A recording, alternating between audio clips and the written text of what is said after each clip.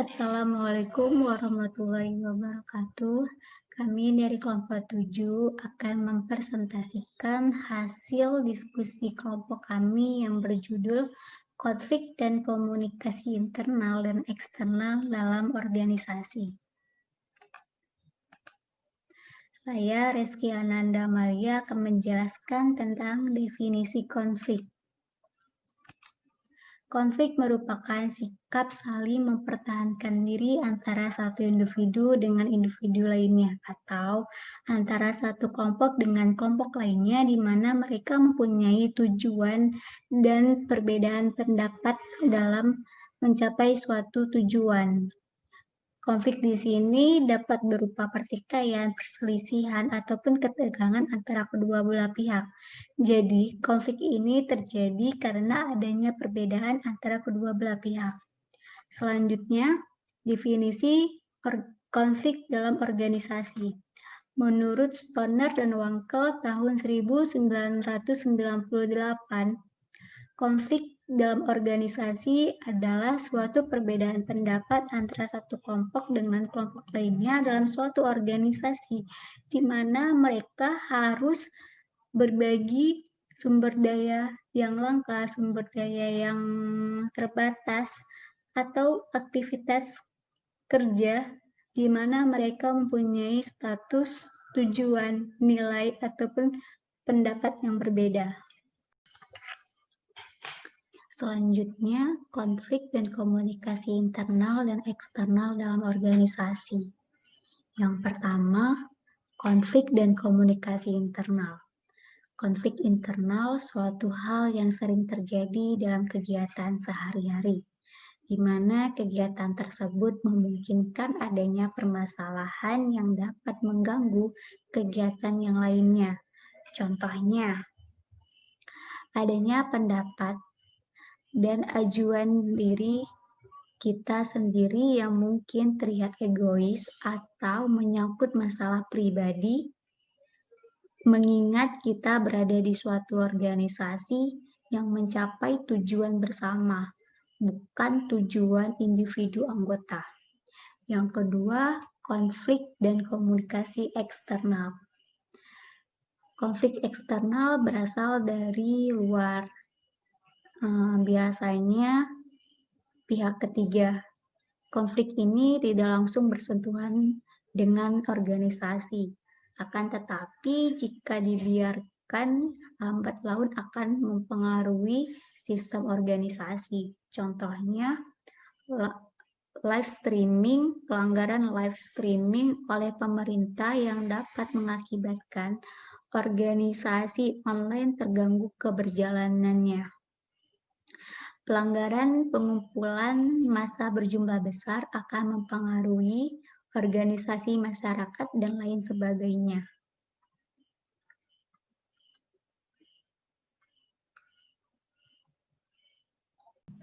Baik, selanjutnya saya Zarina akan menjelaskan slide yang selanjutnya.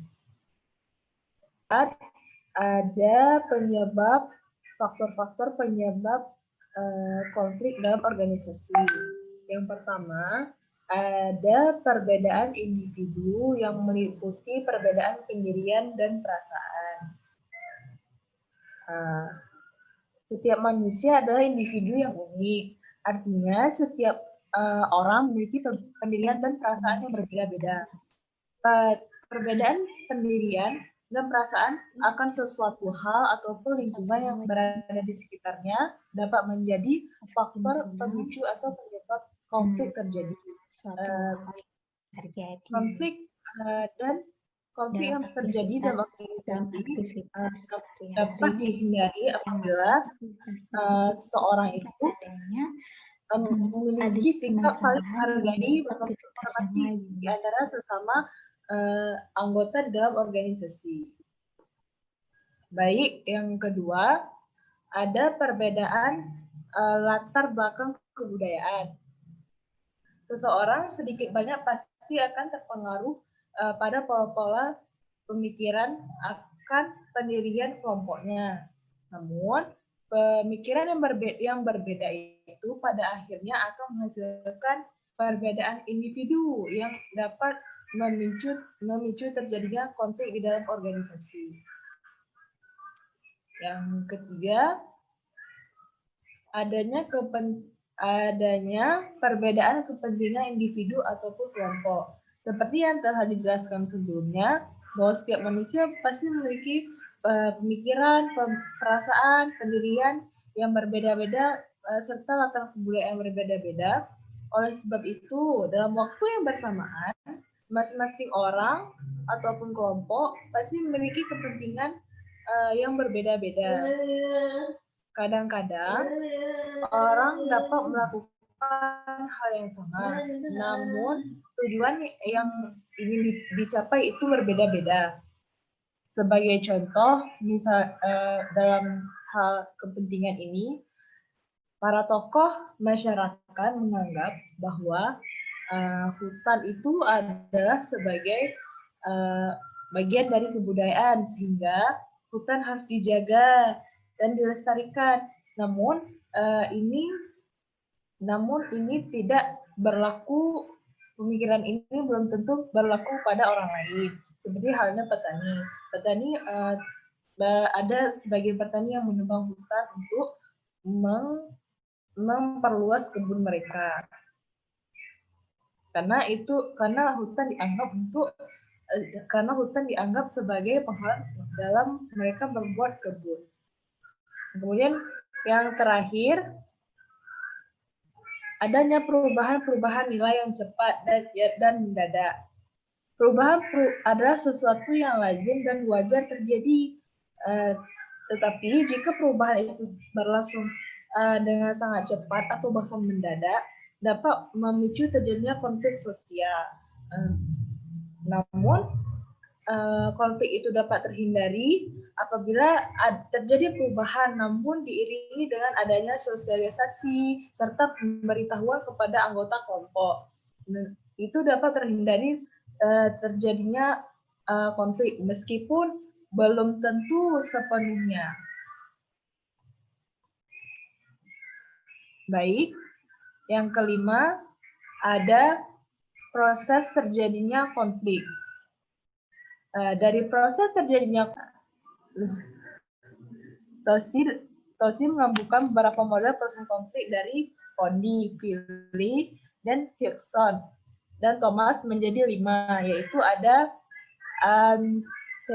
antecedent condition, merupakan kondisi yang menyebabkan atau mendahului suatu peristiwa. Dalam hal ini, peristiwa yang dapat mengawali terjadinya konflik adalah kekecewaan. Kemudian yang kedua, specific conflict. Tahap ini adalah kedua belah pihak sudah merasakan adanya konflik. Dalam artian, apabila ada pertengkaran atau konflik, mereka sudah merasakan dampak di antara keduanya. Seperti persaingan antara individu atau kelompok yang satu dengan lainnya. Kemudian yang ketiga, ada manifest konflik. Pada tahap ini antara pihak yang berkonflik sudah menampakkan peristiwa konfliknya. Bentuknya itu dapat berupa konfliknya itu dapat berupa lisan, saling berdiam diri, kemudian bertengkar, ataupun dapat berdebat. Yang keempat ada conflict resolution or suppression. Pada tahap ini adalah pengelolaan konflik. Pada tahap ini adalah pimpinan yang berperan, yang bertanggung jawab dalam hal ini. Dalam hal ini, konflik mulai diselesaikan oleh pimpinan dan semua anggota yang terlibat dalam konflik tersebut. Dan yang terakhir adalah aftermath. Aftermath adalah dampak yang disebabkan oleh konflik. Ini dimaksudkan bahwa dampak yang terjadi setelah konflik tersebut. Dalam artian konflik telah selesai dan pasti ada terjadinya dampak setelah konflik yang terjadi. Selanjutnya, cara mengatasi konflik dalam organisasi. Berikut adalah beberapa cara atau strategi dalam mengatasi konflik internal pada perusahaan. Yang pertama, menjaga komunikasi. Dalam suatu organisasi, sudah seharusnya kita menjalin komunikasi yang baik antara satu individu dengan individu lainnya atau satu kelompok dengan kelompok lainnya agar kita terhindar dari hal-hal yang buruk, seperti dapat terhindar dari kesalahpahaman, dapat membangun kinerja yang baik, dapat membangun suasana kondusif, dan lain sebagainya. Yang kedua, menerapkan keterbukaan.